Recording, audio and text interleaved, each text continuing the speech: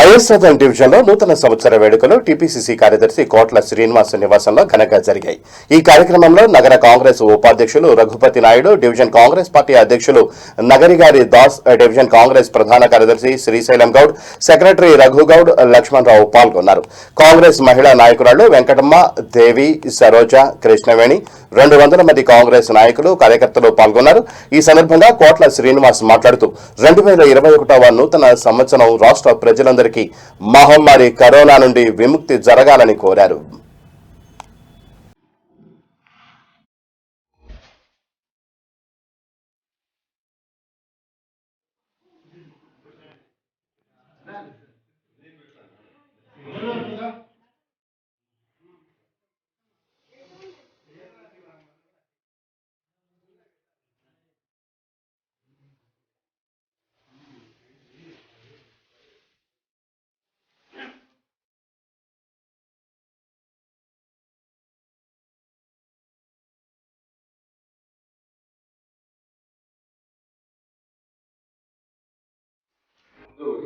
కొత్త సంవత్సర సందర్భంగా 2020లో చెడు చాలా చూసినాము.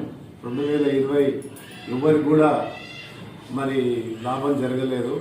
కోవిడ్ తోటి చాలామంది రాష్ట్రంలో, ఇటు దేశంలో, ప్రపంచంలోనే చాలా చనిపోవడం జరిగింది. చాలా బాధాకరమైన విషయం. ఈ 2021లో అందరూ సుఖశాంతిగా ఉండాలని, ఆయుర ఆరోగ్యాలతో ఉండాలని, ముఖ్యంగా ఈ డివిజన్ ప్రజలకు, అదేవిధంగా రాష్ట్ర ప్రజలందరినీ నేను కోరుతా ఉన్నాను. అదేవిధంగా ఈ 2021 సంవత్సరంలో ప్రభుత్వం కూడా మారాలి. ఈ మొండి వైఖరిని విడి ప్రభుత్వం ఏదైతే మొన్న దుబ్బాకల జిహెచ్ఎంసీలో జరిగిన ఓటమికి కేసీఆర్ 50,000 ఉద్యోగాలు ప్రకటించాడు. వాస్తవానికి 50,000 ఉద్యోగాలు కాదు, 2,50,000 ఉద్యోగాలు ఈ రాష్ట్రంలో ఖాళీ ఉన్నాయి. కనుక తక్షణమే ఈ సంవత్సరంలోనే ఆయనకు దేవుడు మంచి బుద్ధి ప్రసాదించి 2,50,000 ఉద్యోగాలు తక్షణమే నోటిఫికేషన్ ఇవ్వాలని ఈ ప్రభుత్వాన్ని డిమాండ్ చేస్తాము. అదేవిధంగా గ్రూప్ 1, గ్రూప్ 2 ఇంతవరకు నోటిఫికేషన్ జారీ చేయలేదు. అదే టీచర్లు 40,000 మంది టీచర్లే ఖాళీగా ఉన్నారు. 26,000 పోస్టులు పీఈటీ పోస్టులు ఖాళీనాయి. ఆయన ఇచ్చిన 50,000 ఉద్యోగాలు ఎవరు ముఖ్యంగా పెడతారని ఈ సందర్భంగా నేను కేసీఆర్ని అడగదలుచుకున్నాను. కనుక తక్షణమే 2,50,000 ఉద్యోగాలు నోటిఫికేషన్ ఇవ్వకపోతే